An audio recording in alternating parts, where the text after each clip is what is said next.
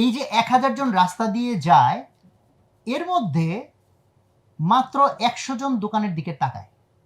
তাহলে ফানেল এইখানেই এক ধাপে একেবারে চিপা হয়ে গেছে। ওইখানে একটা বেলুন অথবা বিলবোর্ড লাগাই রাখছি, বলছি যে ভাই বামে না তাকাইলে জীবন বৃথা। তো ওই দেখছি বামে তাকাইতে পারে। সেলসম্যান আছে, দে আর গ্রেট। তারা তোমাকে আবার ফিলিং দেয় যে তুমি জিতছো। স্যার এই জিনিস এই দামে কেউ নিতে পারে নাই, আপনার দেখে ভালো লাগলো, আপনি পাইলেন, আর জিতছেন স্যার। হ্যাঁ, ডাবল এর ট্রিপল আর এই যে অনেকক্ষণ ধরে বলতেছিলাম, এটা আসলে কি? এটা হচ্ছে ইউনিভার্সালি একটা বিজনেসের ক্ষেত্রে মেজর কয়েকটা স্টেপস।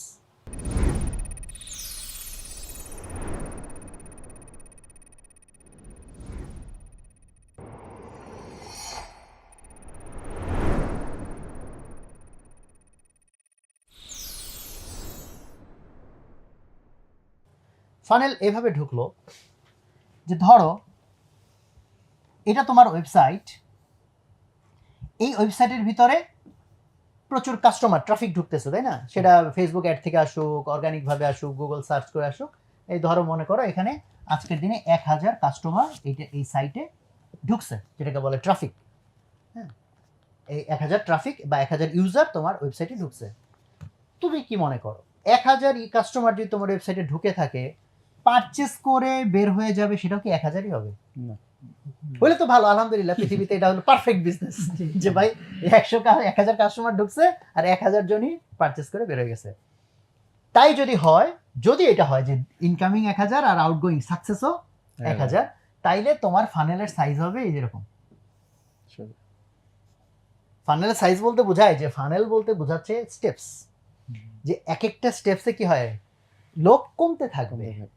মানে 1000 জন যদি ঢুকে, হোম পেজে হয়তো 1000 জন ল্যান্ড করছে, তারপর ডিটেলস পেজে গিয়ে হয়তো দেখা যাবে যে এর মধ্যে তোমার 900 ভাইয়া গেছে, 100 রয়ে গেছে, 100 আবার আরেকটু ঘাটাঘাটি করছে, রিভিউ পর্যন্ত পড়ছে বা ক্লিক টিক করে কার্টে অ্যাড করছে, ওখানে গিয়ে আবার দেখা গেছে আরও 30 জন ঝরে গেছে। লাস্ট পর্যন্ত গিয়ে তুমি দেখতে পাইলা যে ধরো কথার কথা 30 জন কিনছে। তাইলে তুমি যদি স্টেপসগুলা, বেসিক স্টেপসগুলাকে তুমি ইয়ে করো, নাম লেখো যে আমার হোম পেজে কতজন আসলো, ডিটেল পেজে কতজন গেল, দেন তোমার খুব ইম্পর্টেন্ট একটা জায়গা ছিল মোস্ট প্রবাবলি যে আমার রিভিউগুলো কতজন পড়ছে বা ওখানে ইন্টারাক্ট করছে, তারপরে আমার চেক আউটে কতজন গেছে বা প্রোডাক্ট অ্যাড টু কার্টে কতজন গেছে, লাস্ট পেমেন্ট পেজে কতজন গেছে, ফাইনালি একদমই পেমেন্ট করে চেক আউট করছে। তো এরকম 5টা বা 6টা স্টেপ। অ্যান্ড এই যে কয়টা স্টেপ হবে এটা কিন্তু তোমার বিজনেস ডিসিশন, এবং তোমার ক্ষেত্রে কোনটা কোনটা মোস্ট ইম্পর্টেন্ট স্টেপস সেটা তোমার সিদ্ধান্তের বিষয়। বাট তুমি স্টেপসগুলো এমনভাবে চিন্তা করতেছো যেটা আলটিমেট তাকে তোমার যে টার্গেট জার্নি, দ্যাট ইজ যে লাস্ট পর্যন্ত পারচেস করবে ওই দিকে নিয়ে যাচ্ছে। সেক্ষেত্রে প্র্যাকটিক্যালি দেখো ফানেলটার সাইজ হবে কিন্তু এরকম, রাইট? প্রথম স্টেপ যে কয়জন ওয়েবসাইটে ঢুকছে সেখানে হয়তো এতজন, পরের স্টেপসে গিয়ে ধরো আরো লোক কমে গেছে, তারপরে স্টেপসে আরো লোক কমে গেছে, তাই না? স্টেপ বাই স্টেপ কি করবে, লোক কমবে, স্বাভাবিক লোক কমবে। এইটি হচ্ছে বাস্তবতা, প্রকৃতির আইন। লাস্ট পর্যন্ত গিয়ে যে কয়টা এখান দিয়ে আমার বের হয় সেটাই হচ্ছে আমার আলটিমেট সাকসেস, যে এই কয়জন কিনছে। আর এরকম ফানেল মানে কি, যেটা একদম আরো সমান্তরাল, মানে যতজন ঢুকছে কোনো স্টেপে কোনো কমে নাই, লাস্ট পর্যন্ত তাই। তো এটা হচ্ছে একটা আইডিয়াল কেস যে এরকম। তার মানে যে কোনো কোম্পানির টার্গেট থাকবে যে ফানেল তো প্র্যাকটিক্যালি হচ্ছে ন্যারো, এটাকে আমি কত কি করতে পারি, ওয়াইড বানাইতে পারি, ওয়াইড এবং সমান্তরাল বানাইতে পারি। তাহলে ধরো কারো ফানেল ন্যারোরই ধরো আবার অনেক রকম ন্যারো হইতে পারে না, যেমন ধরো একটা ফানেল হচ্ছে এরকম ন্যারো, ন্যারো তো হইছে, আর আরেকটা ফানেল মনে করো এরকম ন্যারো, দুটো কি সেম ন্যারো? না। তো এই দুটার মধ্যে কোনটা বেশি এফিশিয়েন্ট? বামেরটা, যে যা ঢুকছে একদম নিঃশেষ হয়ে যায় না। আর এটা হচ্ছে কি কমতে কমতে লাস্টে গিয়ে, যদি এরকম হয় কোনো ফানের লাস্টে গিয়ে একদম এটা জিরো হয়ে গেছে, তার মানে কি একজনও কাস্টমার। তাহলে আমার সাকসেস মানে কি, আমি এটাকে এই তলাটা আরো কত কি করতে পারি, ওয়াইডার করতে পারি, রাইট? সো এখন এই যে বললাম আমি ডেটা দেখব, তাহলে আমি যখন একটা ফানেল চিন্তা করে ফেলবো আমার কোম্পানির জন্য, যেমন এটা আমি ফিজিক্যাল বিজনেস দিয়েও তোমাদেরকে ইয়ে করতে পারি, উদাহরণ দিতে পারি। ফিজিক্যাল বিজনেস সব ডেটা রাখতে গেলে মানে কি হবে, আলাদা পেরেশানি নিতে হবে।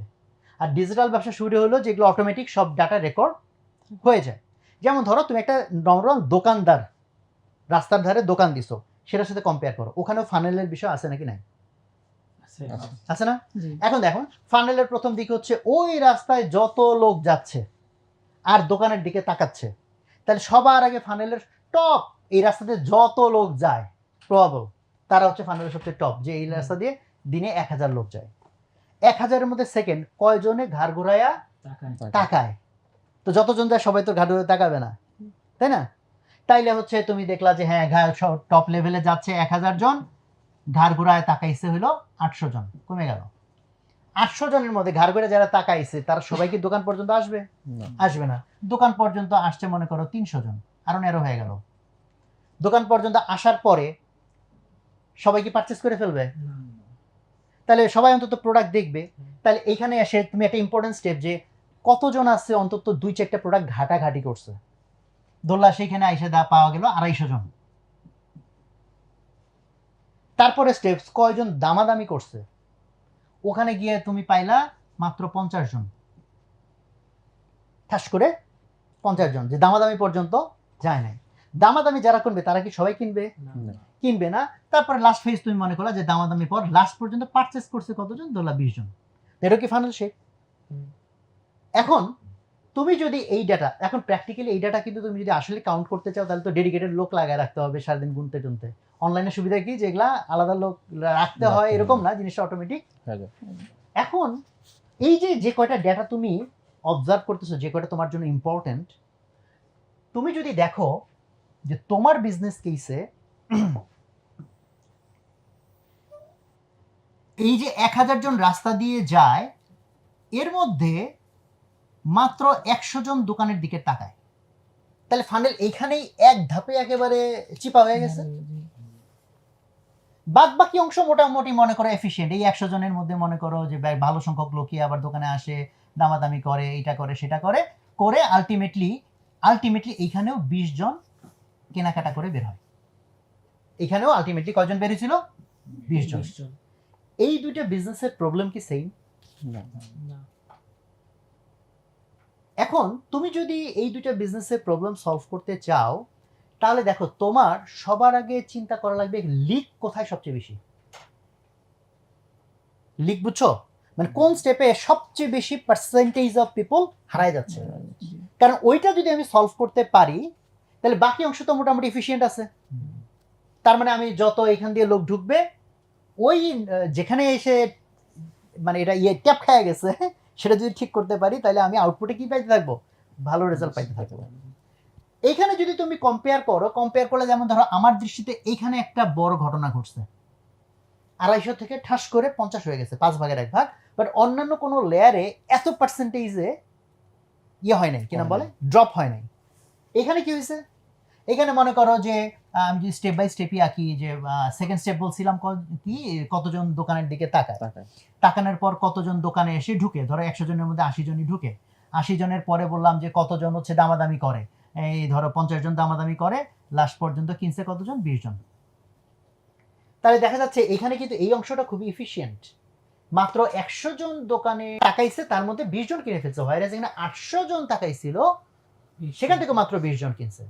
তাহলে এই ব্যবসায়ী সে কোন জায়গাটা সলভ করতে চাইবে? দোকানের তাকানোটা। তাহলে দোকানে যাতে তাকায়, তাহলে এইটার জন্য যদি কোনো বুদ্ধি বাইর করা যায় তাহলে সে ওখানে যদি টাইম ইনভেস্ট করে, কারণ বাকি অংশ যেহেতু এফিশিয়েন্ট, তাহলে ওখানে যদি সে টাইম এনার্জি ইনভেস্ট করে, এটা তার জন্য কি হবে? সবচেয়ে ওয়াইজ হবে, ইফেক্টিভ হবে। এখন তুমি বলতে পারো ভাই দোকানে তাকাবে কি তাকাবে না এটা আমি কেমনে কন্ট্রোল করবো? এটি বুদ্ধির খেলা। এখন দোকানে তাকানোর বিষয়টা কেমনে কন্ট্রোল করা যাইতে পারে? You could come up with great ideas. যে ধরো যদি আইনে পারমিট করে দোকানের উপর ধরো মাইক লাগাই দিছি, মাইক থেকে এমন সব কথাবার্তা বলা হচ্ছে যেখানে তাকায় দেখলো।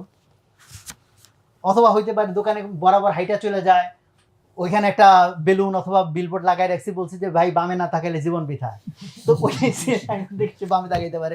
মানে যত রকম আইডিয়া তুমি চিন্তা করতে পারো, যদি হয় এইটাই তোমার ক্রাইসিসের মেইন জায়গা। ওয়ারেজ এই ব্যবসায়ের জন্য এটা কিন্তু ক্রাইসিসের মেইন জায়গা না। যে যত লোক রাস্তা দিয়ে যাচ্ছে, মেবি তার দোকানের লোকেশনটা এমন যে তার একটা অ্যাডভান্টেজ, যে লোকেশনটাই এমন যে 800 লোক এমনিতেই নজর পড়ে, তার মধ্যে একটা বড় সংখ্যক দোকানে চলে যাচ্ছে। বাট এইখানে গিয়ে দেখা যাচ্ছে যে যত লোক মাল দেখছিল, তার মধ্যে খুব কম লোক দামাদামি করছে। এইখানে গিয়ে তখন সে নজর দিবে যে এইখানে কোনো ঘাপলা হচ্ছে কিনা। যেমন এখানে ঘাপলাটা এরকম হইতে পারে যে এখানে দেখা গেল যে মাত্র 80 জন লোক মাল দেখছে, 50 জন দামাদামি করছে, আর এখানে 250 জন মাল দেখছে, মাত্র 50 জন দামাদামি করছে। তো এটা অনেক এফিশিয়েন্ট, এটা অনেক কম এফিশিয়েন্ট। তো এখানে তখন যদি সে নজর দেয় এবং এখানে যদি সে ভালো ভালো আইডিয়া সে এক্সারসাইজ করতে পারে, তাইলে তার জন্য মানে বেশি বেনিফিট হবে। এখন যেমন এখানের কেসটা কি হইতে পারে, কেসটা এমন হইতে পারে যে তার দোকানের সেলসম্যান যারা, তারা মেবি হচ্ছে খুব নবাব টাইপের, রিল্যাক্টেন্ট, মানে না, মানে কিনা বলে যে খুব কোঅপারেটিভ না। লোকজন আসছে, কাপড়টা দেখতেছে, দোকানদার বসে বসে মোবাইল চালাইতেছে, ওয়েট করতেছে যদি দাম জিজ্ঞে বলবো এই দাম কত, এই যে ভাই দাম এত টাকা। আর ভার্সেস আমার দোকানের লোক এমন, হ্যাঁ আসছেন, আরে দেখেন এই শাড়ি দেখেন, এটা পছন্দ না, আরে এটা দেখেন, তোমার দেখাইতে দেখাইতে তো অস্থির বানাই ফেলাইছেন, তুমি যে না করবা, দামাদামি করবা না, এটার কোনো মানে থাকে, চোখের লজ্জাতেও কিনে ফেলতে হয়। ফলে সে যদি আসলে এখানে ঠিক মতো তাকায়, সে কিন্তু কিছু প্রবলেম খুঁজে পাবে যে অন্য দোকানে যদি এতগুলো কাস্টমার ঢুকে এতজন দামাদামি পর্যন্ত যায়, আমার দোকানে যাচ্ছে না কেন। তাহলে আমার দোকানের অনেকগুলো প্রবলেম হইতে পারে। এক, আমার দোকানদার, এখন ধরো তুমি পাইলে দোকানদার ঠিক আছে, তারা কোঅপারেটিভ, তাইলে হইতে পারে আমি যে প্রোডাক্টের দোকান দিছি এবং সেখানে যে লেভেলের কাস্টমার্সরা যায়, মেবি তারা এই প্রাইসের এই জিনিসে তারা মেবি মোটিভেটেড না। মেবি ধরো এখান দিয়ে যারা যায় তারা খুব স্বল্প আয়ের মানুষ, আর আমি এখানে দিচ্ছি খুব ব্র্যান্ডেড দামি জিনিস, তো তারা ধরো মানে জিনিসপত্র দেখা ট্যাগ ট্যাগ দেখাই ভয়টা পায় আর দামাদামির মধ্যে নাই। বাট আমার পাশের দোকানদার সে দিছে মানে এফোর্ডেবল জিনিস। বুঝা গেছে কথা? ফলে তুমি তোমার লিক যেখানে হচ্ছে মোস্ট, যে জায়গাটায় তুমি সবচেয়ে বেশি কাস্টমার লুজ করতেছো, ওখানে যদি তুমি মাথা খাটাইতে থাকো, তাহলে কিন্তু তুমি গিয়ে কি পাবা, ইন্টারেস্টিং আইডিয়া বের করতে পারবা এবং আইডিয়া দেন ট্রাই করে দেখবা। যেমন এই দোকানে এই প্রবলেমটাও হইতে পারে যে তুমি এফোর্ডেবল প্রাইসের জিনিসপত্র রাখছো এমন জায়গায় যেটা দেখা যাচ্ছে না, আর ঢুকেই যেগুলো দেখা যাচ্ছে এগুলো সব দামি জিনিস। সাথে তোমার এই দোকানদার হচ্ছে অতটা অ্যাক্টিভ না, তোমার সেলসম্যান অতটা অ্যাক্টিভ না। তাহলে যেটা হচ্ছে মেবি ওরা কয়েকটা জিনিস দেখতেছে এটা দাম বেশি, সে আর অকওয়ার্ড ফিল করতেছে, দামাদামি না করে চলে যায়। তুমি জাস্ট সাজানোটা চেঞ্জ করে ফেলছো। খেয়াল করো, একই দোকানে তো কি কম টাকার জিনিসও আছে, বেশি টাকার জিনিসও আছে, তুমি জাস্ট সাজানো চেঞ্জ করছো। সাজানো চেঞ্জ করে তুমি দেন পরের দিন আবার ট্র্যাক করতে শুরু করলা যে দেখি এখন সংখ্যায় চেঞ্জ আছে কিনা। যদি সংখ্যায় চেঞ্জ পাও তাহলে এটাকে বলা হবে কি একটা সাকসেসফুল টেস্ট। তুমি সাজানোর মধ্যে আরো চেঞ্জ করে দেখলা যে না, কাস্টমার আরো এঙ্গেজড হচ্ছে, দেন আরেকভাবে সাজায় দেখলা যে না, এবার আবার কাস্টমার কি হয়ে গেছে, কমে যাচ্ছে, আগের মতো বাড়তেছে না। তাহলে কি এই টেস্ট ফেল, তার মানে এই টেস্ট আমি আর কন্টিনিউ করবো না, আমি তাহলে আবার কি করবো, আগের জায়গায় ফেরত যেয়ে আবার কোনো নতুন আইডিয়া আমি হয়তো ট্রাই করবো। বুঝা গেছে কথা? সো আমি ফিজিক্যাল দিয়ে বললাম যাতে বুঝতে মেবি একটু সহজ হয়। সো আমরা সিমিলার জিনিসই ওয়েবসাইটে করি, তখন এই ডেটা এত কষ্ট করে মেজারমেন্ট করতে হয় না, ডেটা অটোমেটিক জেনারেট হইতে থাকে যে লোকজন কোন পেজে গেছে, কি করছে না করছে। বাট অ্যাকচুয়ালি কিন্তু গ্রোথ হ্যাকিংয়ের বেসিক যে কোনো জায়গায় প্রযোজ্য, কারণ তুমি সব ডেটা ট্র্যাক করতে না পারো, তুমি আন্দাজ তো করতে পারবা যে আমার এখানে এসে প্রচুর লোক এই ফেজের পরে আর নেক্সট ফেজে যাচ্ছে না, তাহলে ওই জায়গাটাতে আমি প্রচুর টেস্ট, প্রচুর আমি কাজ করব। যেমন আমি দুইটা লেয়ার বলছি, একটা হচ্ছে দোকানের দিকে তাকাই না, আর একটা বলছি হচ্ছে যে না তাকাইছে, মালামাল ধরেও দেখছে, বাট দামাদামি করেনি। বাট যদি এরপরে হয় দামাদামিও করছে, এরপরে এক দোকানে হচ্ছে প্রচুর কনভার্ট হয়, লোকজন কিছু একটা কিনে বের হয়, আরেক দোকানে কিনে না, তাহলে এখানে প্রবলেম আরেক জায়গায়। তাহলে বুঝতে হবে সেলসম্যানশিপ যে নেগোসিয়েশনটা হয় ওখানে মেবি কোনো একটা ঝামেলা হয়েছে, অথবা ওই দোকানের অফারিং সিস্টেম খুব ভালো, যে কারণে সে আর্জেন্সি তৈরি হয়েছে, না ভাই এখনই কেনা দরকার, আমার হয়তো অফারিং সিস্টেম ঠিক নাই। খেয়াল করো, ফ্যাক্টর হতে পারে অনেক, বাট গ্রোথিংয়ের ইন্টারেস্টিং দিক হচ্ছে যে তুমি জাস্ট থিওরি নিয়ে বসে থাকো না। তুমি যদি মনে করো এই কারণে এটা হয় নাই, দেখো আগেকার গ্রোথ হ্যাকিংয়ের সাথে আগেকার মডেলের ডিফারেন্স কি, ধরো আমরা এই ডেটার দিকে তাকাচ্ছি না, প্রবলেম ঠিক কোন জায়গায় সেটা আমি জানি না, দুই বন্ধু মিলে আমরা ব্যবসাটা শুরু করছি, এখন দিন শেষে আমরা শুধু জানি যে আমাদের ভাই বিক্রি হচ্ছে 20টা, এই 20টা বিক্রি দিয়ে দোকান চলবে না, দুজনে মিলে বসলাম যে দোস্ত ব্যবসা তো ভালো চলতেছে না, কি করা যায়। তুমি যতক্ষণ প্রবলেম জানো না, আন্দাজে তোমার মাথায় বহুত রকম বুদ্ধি আসতে পারে, চলো ভাই আমরা পেপারে একটা বিজ্ঞাপন দেই, আমরা এটা করি সেটা করি, তুমি হাবিয়ে যাবি বিভিন্ন কিছু করতেছো, যার ফলে দেখা গেল তোমার যে সমস্যা সেটা সমাধান হচ্ছে না, ব্লাইন্ডলি তুমি কাজ করতেছো। মেবি পত্রিকায় বিজ্ঞাপন দেওয়ার পর অল্প কিছু বাড়ছে, বাট পত্রিকায় বিজ্ঞাপনে যত টাকা গেছে সেটা আবার তোমার বিক্রি যা বাড়ছে সেটার সাথে ফিজিবল না, বিকজ পত্রিকায় বিজ্ঞাপন দেখে হয়তো ন্যাশনালি অ্যাভেলেবল জিনিস মানুষ পারচেস করতে পারে। তোমার দোকান হচ্ছে গুলিস্তানের চিপার মধ্যে, তুমি সে দৈনিক পত্রিকায় বিজ্ঞাপন দিয়া চিন্তা করো যে তোমার মেবি এটা রাইট আইডিয়া না, বাট তুমি যদি ডাটাগুলো দেখতা ঠিক মতো, তাহলে তুমি এক্স্যাক্টলি জানতা আমার প্রবলেমটা কোথায়, এবং ওইখানে তুমি আইডিয়া বের করতা। দেন আইডিয়াও 2-3 রকম হলো, ধরো এই যে 250 থেকে কেন 50, এটা নিয়েও আমাদের 2-3টা আইডিয়া হলো। একজন বললো আমার সেলসম্যান ঠিক নাই, আরেকজন বললো ভাই আমার কাপড় সাজানোর সিস্টেম ঠিক নাই, আরেকজন বললো ভাই আমার অফারিং সিস্টেম হয়। এই 3জন মানে ধরো 2 পার্টনারের এরকম 2টা আইডিয়া নিয়ে ডিবেট হচ্ছে। সো যখন মানুষ ডেটা ভিত্তিক ডিসিশন নেয় না, এই ডিবেট কিন্তু দেখো ঘন্টার পর ঘন্টা চলতে পারে, এবং সিদ্ধান্তে আশা যদি হয়ও স্টিল কনফিডেন্ট কিভাবে হবা যে ওইটা আরো ভালো আইডিয়া ছিল কিনা। আর এখানে হচ্ছে ভাই এত আমার ঝগড়ারই দরকার নাই। আমি বলো ভাই তোমারটা ভালো মনে হচ্ছে, আমারটা ভালো মনে হচ্ছে, ঠিক আছে টেস্ট করি, একটা আইডিয়া টেস্ট করি যে এটাতে আমার ইমপ্রুভমেন্ট হলো কিনা, যদি না হয় ঠিক আছে তাহলে প্রবলেম এটা না, তাহলে আরেকটা আইডিয়া টেস্ট করি। যেমন একজন মনে করছে আমার সেলসম্যানের সমস্যা, তাহলে চলো ভাই সেলসম্যানটা আমি অবজার্ভ করি, অথবা ওর পরিবর্তে অন্য সেলসম্যানটা বসায় দেখি, অথবা আমি নিজে সেলসম্যানগিরি করে দেখি, তাহলে বুঝবো আমার এই সেলসম্যানের সমস্যা, সেলসম্যান আমার চেঞ্জ করতে হবে, অথবা ওদেরকে করতে হবে, ট্রেন করতে হবে। বাট আমি সেলসম্যান এনাফ ট্রেন্ড সেলসম্যান দিলাম, বা আমি নিজে সেলসম্যানশিপ ওখানে শো করলাম, স্টিল সিচুয়েশন চেঞ্জ হইলো না, তাহলে বুঝতে হবে সমস্যাটা না, সমস্যাটা অন্য কোনো জায়গায়। সমস্যা মেবি আমার প্রোডাক্টে অফারিং ঠিক নাই, আমার মেবি অন্য কোনো কিছু একটা ঝামেলা হয়েছে। বোঝা গেছে কিনা কথা আমার? সময় নিয়ে বলতেছি, because these are very important phases. কারণ তুমি ডাটা বুঝবা না, কেপিআই বুঝবা না, ফানেল বুঝবা না, আর তুমি গ্রোথ হ্যাকার হবা, এটা কোনোদিন সম্ভব না। সো তাহলে ফানেলের আমাদের যেগুলো মেজর স্টেপস, যে প্রত্যেকটা স্টেপ আমার ইউজারকে কি করে এক ধাপ করে সেলসের দিকে আগায় দেয়, সেই ডেটাগুলো অবজার্ভ করতে হবে।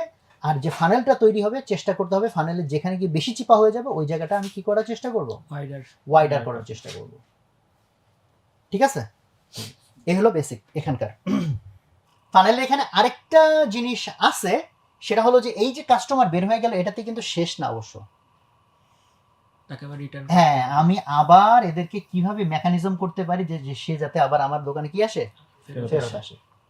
ফেরত আসার পরে যে সবাই কিনবে আবার তা না, তো ওইবারও এবার একই রকম ভাবে যতজন ফেরত আসবে তাদের মধ্যে কিছু কিছু আবার কি কাস্টমার কমে যাবে। But this very important part, যে একটা তো নতুন নতুন কাস্টমার ঢুকতেই পারে, বাট আরেকটা খুব ইম্পর্টেন্ট জিনিস, এক্সিস্টিং কাস্টমার যে একবার আমার প্রোডাক্ট কিনলো, আমি কি মেকানিজম করলে তাকে আমি আবার কি করতে পারবো, ফানেলে ঢুকাইতে পারবো।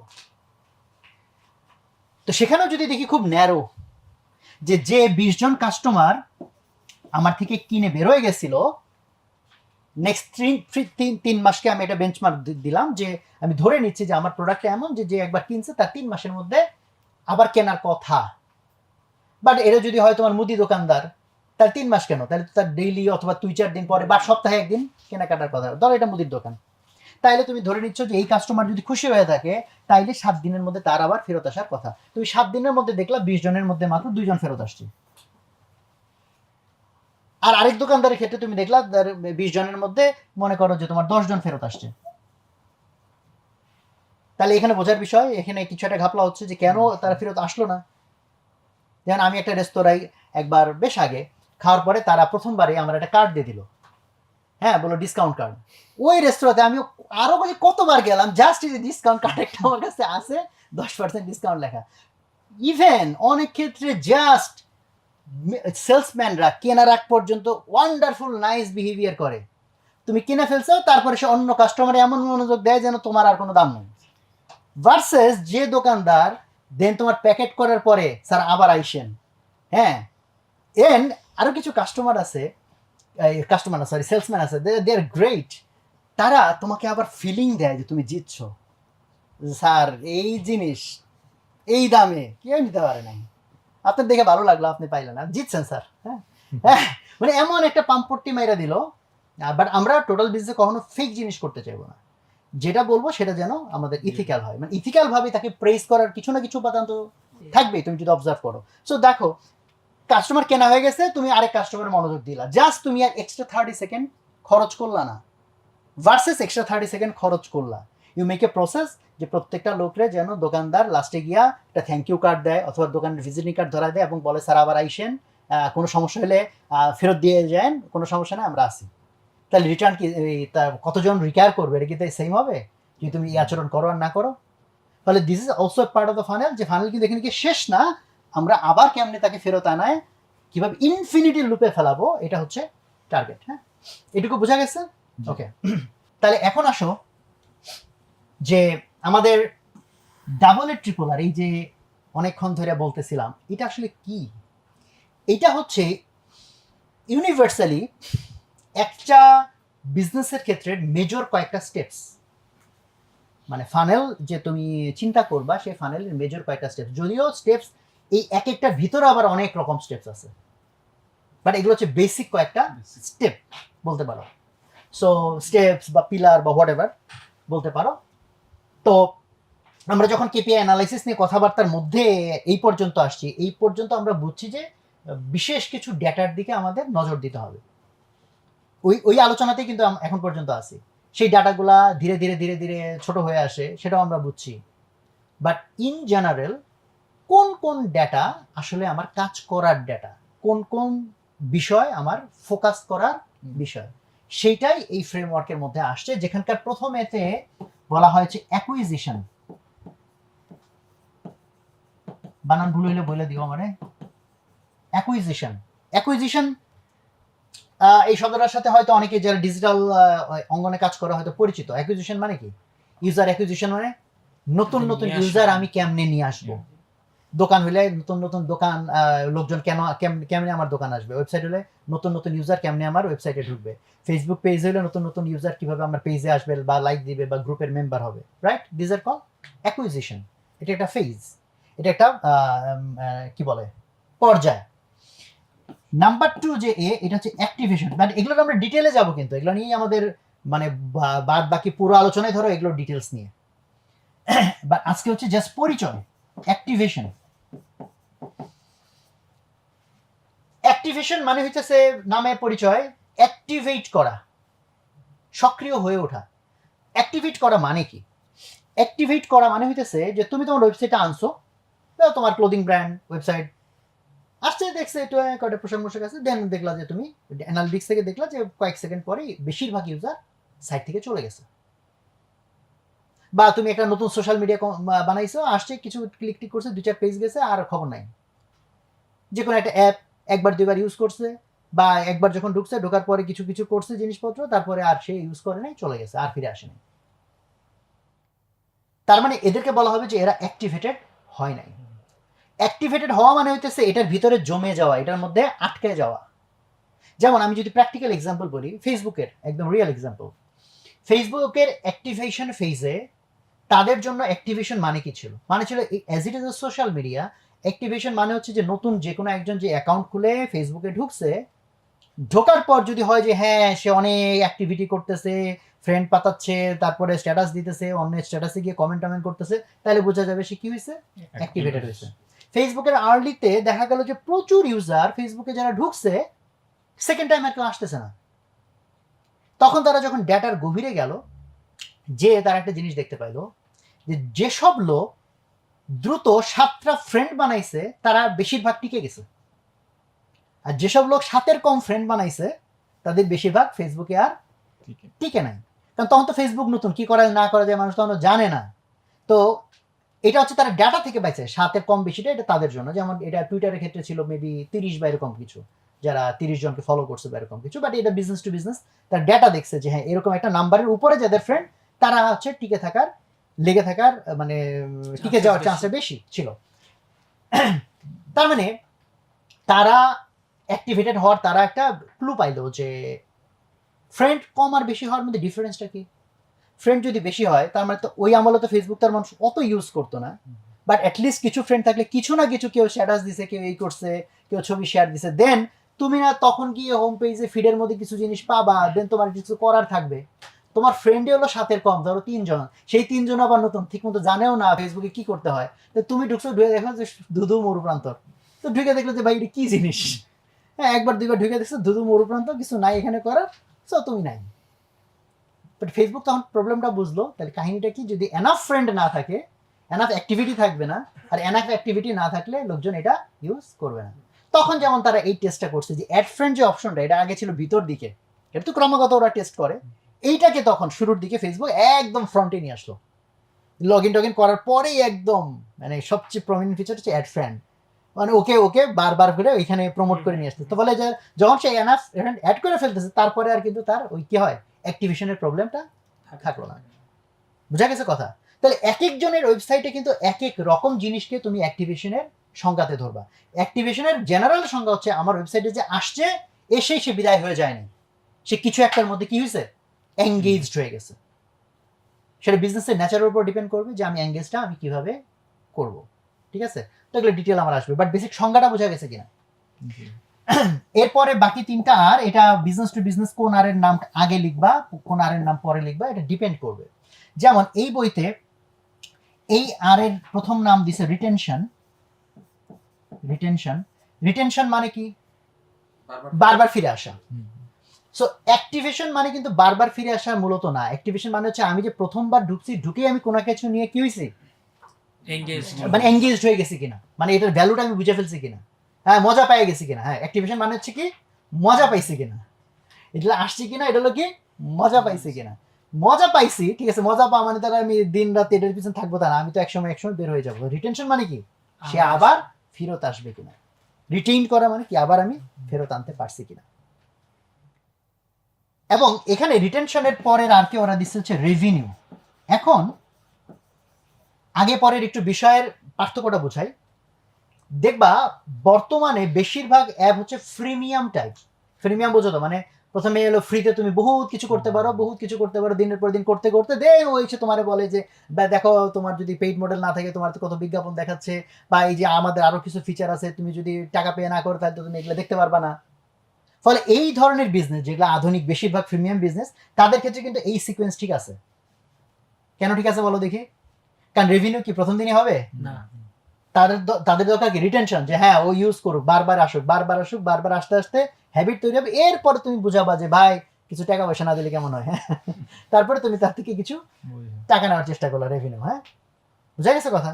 বাট দেখো লট অফ বিজনেসেস আর দেয়ার যেটা প্রিমিয়াম না, যেটার তোমার মানে প্রথম স্টেপই হচ্ছে রেভিনিউ আগে, যে পারচেস না করলে তো ভাই, মানে যেমন ধরো যে দোকান, হ্যাঁ দোকানের ক্ষেত্রে ঠিক আছে রিটেনশন মানে ঠিক আছে, প্রথমবার না কিনলো, আসলো কয়েকবার আসলো, বাট সেক্ষেত্রেও কিন্তু ওই যে প্রিমিয়াম মডেলের মতো না যে দিনের পর দিন বছরের পর বছর ইভেন খালি ফ্রিতে ফ্রিতে ফ্রিতে ইউজ করে যাবে।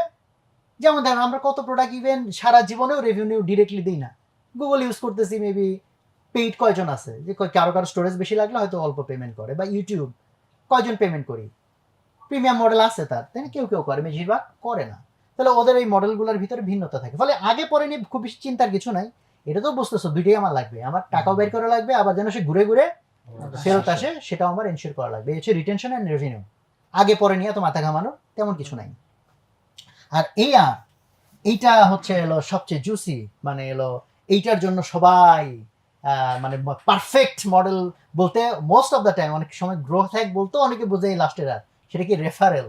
রেফারেল বুঝে তো, হ্যাঁ হ্যাঁ রেফারেল, হ্যাঁ রেফারার বা রেফারেল, রেফারার আরেকজনের কাছে যাতে রেফার করে। এমএলএম সিস্টেমের মূল জিনিসটা কি, একজন আরেকজনের নিয়ে আসে, আরেকজন দুইজনের নিয়ে আসে, দুইজন চারজনের নিয়ে আসে, এইভাবে কি বিজনেস এক্সপ্লোড করে। তো আমরা বা রেফারেল বা ইদানিং আমরা যে শব্দটা খুব ইউজ করি ভাইরাল, ভাইরাল কখন হয়? পেইড বিজ্ঞাপন দেখি ভাইরাল হয়। ভাইরাল হয় যখন মানুষ সব প্রণোদিত হয়ে একজন দুইজনের, দুইজন চারজনের, পাঁচজনের শেয়ার দেয়, তাই না, দেন ইট গেটস ভাইরাল। সো বিজনেসের দেখো যদি তোমার বিজনেস এরকম হয় ভাইরাল, যে তোমার একটা কাস্টমার আরো দেয়, আরে ভাই জানেন নাকি এই দোকানে এমন পাঞ্জাবি পাওয়া যায়, চলেন, আরে এত সস্তা, হ্যাঁ তারপরে গিয়ে সে আবার আরো 10 জন, আরে দোস্ত জানোস নাকি এমন সস্তা এত ভালো পাঞ্জাবি, তাই মানে কি হয়েছে এটা রেফারেল। ফলে এখন ভাই রেফারেল অনেকে মনে করে তো ভাই লাখ, কোনটা ভাইরাল হবে হবে না এরকম ঠিক ঠিকানা নাই। বাট গ্রোথ হ্যাক মানে কি, সব ডেটা ভিত্তিক তোমার কনসিয়াস স্টেপস দিয়ে তুমি যাতে এটা অ্যাচিভ করতে পারো, রেফারেল পর্যন্ত তুমি যাতে যাইতে পারো, দ্যাট ইজ তোমার কাস্টমার যেন একসময় গিয়ে কি করে, আরো আরো কাস্টমারকে নিয়ে আসে। এই হচ্ছে বেসিক ডেফিনেশন, বাট প্রত্যেকটার ভিতরে আমাদের ঢুকতে হবে। এই যে 5টা জিনিস যার উপর বেস করে এখন আমরা বিস্তারিত আলোচনায় যাবো ইনশাল্লাহ আস্তে আস্তে। তো তুমি আবার মূল জায়গাটায় আসো। 4টা বেসিক স্টেপ যেখানে বলছিলাম, কেপি অ্যানালাইসিস মানে ডেটা দেখতে হবে। তাহলে তুমি এইটুকু লেখার পর এখন বুঝতেছো ডেটা দেখার বেসিক জায়গা কোন কোন জায়গা। ডাটা দেখার বেসিক একটা জায়গা অ্যাকুইজিশন, যে আমার কাস্টমার কোথেকে আসতেছে, ফেসবুক থেকে না ওইখান থেকে না ওইখান থেকে, কোথায় আমি কত টাকার বিজ্ঞাপন দিচ্ছি, সেখান থেকে কয়জন ইউজার আসে, তারা টিকে কি টিকে না, এটা একটা দেখার জায়গা। সেকেন্ড দেখার জায়গা, ইউজার না হয় আসলো, আসার পরে তারা আর মজা পাচ্ছে না, চলে যাচ্ছে, তাইলে আমি মজা দিতে পারতেছি না, আমার এখানে রিয়েল ভ্যালু হয়তো আছে আমি বাট সে লুকায় রাখছি, সে দেখতে পাচ্ছে না, তো এটাকে কেমনি আমি সামনে আনতে পারি। যেমন রকমারি ক্ষেত্রে একটা খুব এঙ্গেজিং জিনিস ছিল হচ্ছে তোমার লুক ইনসাইড, মানে আগে এসে বই দেখলাম আর হচ্ছে ধরো কিনলাম বা কিনলাম না, আর এখন হচ্ছে ঘন্টার পর ঘন্টা তুমি রকমারি ওয়েবসাইটে টাইম কাটাইতে পারো। কেন? লুক ইনসাইডে গিয়ে 10-15 পাতা পর্যন্ত থাকে, এক একটা বই 10-15 পাতা পড়ো, তারপর হচ্ছে অনেক রিভিউ আছে, রিভিউ পড়তে মানুষ কমেন্ট করতে পছন্দ করে, দেখে কি লিখলো না লিখলো, তার মানে তুমি এনাফ টাইম কাটাইতে তোমার এখানে মেকানিজম আছে। তো এরকম মেকানিজমটা ধরো এমন ভাবে চিপাই লুকায় রাখছে, পাবলিক খুঁজেই পেলো না, বাট তুমি যখন দেখবা যে তোমার অ্যাক্টিভেশন প্রবলেম হচ্ছে, তার মানে তোমার বুঝতে হবে যে আমার যেটা এঙ্গেজড হওয়ার কথা সেই ফিচার হয়তো আমি তাকে এখনো পর্যন্ত ওখানে নিতে পারিনি। বুঝা গেছে না কথা? তাহলে এটা একটা ডাটা দেখার জায়গা। দেন ডাটা দেখার জায়গা রিটেনশন, মানে ওই ইউজার বারবার আসতেছে কিনা। বারবার যদি না আসে তাইলে হচ্ছে বুঝতে হবে যে আমার কোথাও একটা ঘাপলা হচ্ছে, তাহলে আমি একের পর এক বিভিন্ন রকম টেস্ট রান করবো, বিভিন্ন আইডিয়া জেনারেট করবো। ওই যে পরের যে 3টা পয়েন্ট, কি করব, ডাটা দেখবো, আমি ডাটা দেখার পর কি করব, আইডিয়া জেনারেট করব। এখন আইডিয়া যখন জেনারেট করবা, কোনটার উপর আইডিয়া জেনারেট করবা, এটা না এটা না এটা না এটা না এটা, অ্যান্সার হতে পারে সব, আবার অ্যান্সার হতে পারে আমি প্রায়োরিটাইজ করে নিতে পারি। দেন হচ্ছে পরের পয়েন্ট, প্রায়োরিটাইজিং দ্য আইডিয়াস।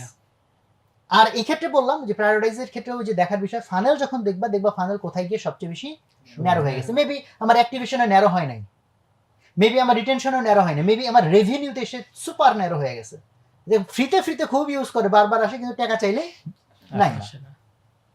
তাইলে ওখানে আমার নিশ্চিত অনেক রকম টেস্টিং করে করে আমি যাতে তাকে রেভিনিউ দ্যাট ইজ তাকে পারচেস পর্যন্ত নিতে পারি, তাহলে ওইখানে আমার প্রচুর কাজ করা লাগবে। তাহলে তুমি দেখবা যে প্রবলেম আমার এইখানে, তাহলে বাকি এগুলো নিয়ে তো আমার আগে কাজ করা দরকার না, আমার আগে কাজ করা দরকার এটা নিয়ে। বোঝা গেছে কথা? তাহলে দিস আর দ্য 5 এরিয়াস বা 5 স্টেপস, যে 5 স্টেপসে আমার ডেটা দেখা লাগবে, আইডিয়া জেনারেট করা লাগবে, আইডিয়ার মধ্যে প্রায়োরিটাইজ করা লাগবে, দেন আইডিয়া ইমপ্লিমেন্ট করে দেখতে হবে আইডিয়াটা পজিটিভ হলো নাকি নেগেটিভ হলো। পজিটিভ হলে তো বেনিফিট পেয়ে গেলাম, আর যদি আগের চেয়েও সিচুয়েশন আরো খারাপ হয়ে গেছে, তাহলে ওই আইডিয়া থেকে সিচুয়েশন আবার কি করতে হবে, সিচুয়েশনকে আগের জায়গায় ফিরিয়ে নিতে হবে। এই যে যতটুকু বললাম, এইটুকু নিয়ে তোমাদের কি প্রশ্ন আছে বা কোথাও বুঝো নাই বা কোথাও আরো ক্লারিফিকেশন লাগবে এরকম থাকলে বলতে পারো। নাই? উদাহরণ দিয়ে বলছি, সব বোঝা হয়ে গেছে না? আচ্ছা ঠিক আছে, তাহলে আজকে আমরা এই পর্যন্তই থাকবো। এরপর দিন থেকে আমরা ইনশাল্লাহ এই 5টার ডিটেইলে যাবো, যেখানে হলো ধরতে পারো প্রথম ফেজ একটা হলো বেসিকের পর আজকে আমরা একটা লেয়ারে আসছি, মানে গ্রোথ হ্যাকিং এর পিকচারটা ক্লিয়ার হওয়া শুরু করছে, আর এখন এটা ইমপ্লিমেন্টেশন লেয়ার, যে ট্রুলি আমি কিভাবে কাজটা করব সেই ধাপটাতে ইনশাল্লাহ আমরা এরপরের দিন থেকে যাব। ঠিক আছে, আসসালামু আলাইকুম। 1 লক্ষাধিক পণ্য আর অসংখ্য সুবিধা নিয়ে আস্থার রকমারি আপনার দোরে। বই, gadgets, home appliance, foods, fashion, kids. ভেবে বলুন তো বইয়ের সাথে আপনার প্রয়োজনীয় কোন জিনিসটি নেই রকমারিতে। 3 লক্ষাধিক বই, 11,000 plus kids item, 4,500 plus grocery ও অর্গানিক পণ্য, 14,000 plus electronics and appliance, 12,000 plus beauty ও skin care item, 4,500 gadgets and gears, 5,500 kitchen item, 12,000 plus furniture item, 1,500 plus sports and fitness, 19,000 plus stationery ও অফিস সরঞ্জাম, 2,000 প্লাস ইসলামী উপকরণ, 1,000-এরও বেশি automotive and bike accessories. যা কিছু দরকারি সাথে আছে রকমারি। বই ও পণ্য অর্ডার করতে ভিজিট করুন এখনই।